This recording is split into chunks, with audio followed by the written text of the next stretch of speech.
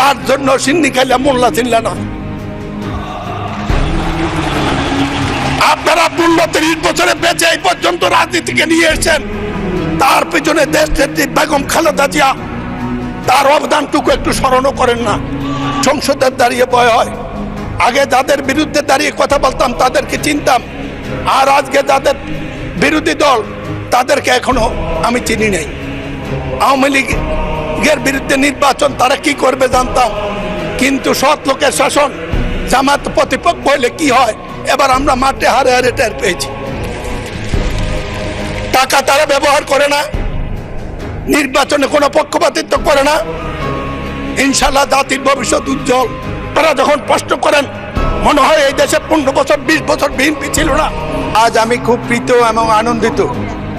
আচ্ছা, আপনি এই মহান সংসদের স্পিকার নির্বাচিত হয়েছেন সার্বজনীনভাবে, সেই জন্য সকল কৃতিত্ব আল্লাহ পাককে দিয়ে আমাদের সংসদ নেতা জনাব তারেক রহমান এবং সম্মানিত সকল সংসদ সদস্যকে ধন্যবাদ জানাই।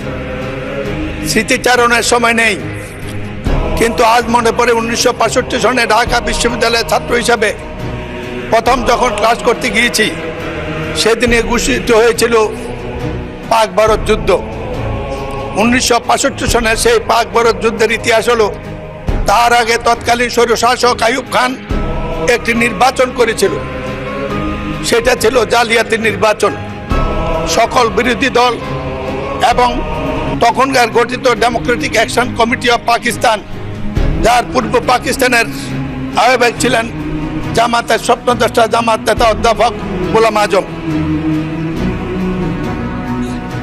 মাননীয় স্পিকার, সেই যুদ্ধ ঘোষিত হওয়ার পরে বিশ্ববিদ্যালয় বন্ধ হওয়ার আগে ঢাকা মাঠে খেলা দেখতে গিয়েছিলাম।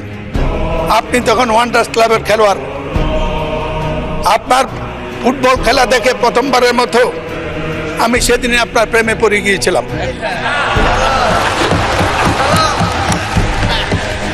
এই দেশটা যদি বাংলাদেশ বা পাকিস্তান না হতো, আপনার জন্ম যদি ইউরোপে হতো, তা আপনার তুলনা হতো আজকে পেলে এবং এই পর্যায়ের খেলোয়াড়ের সাথে।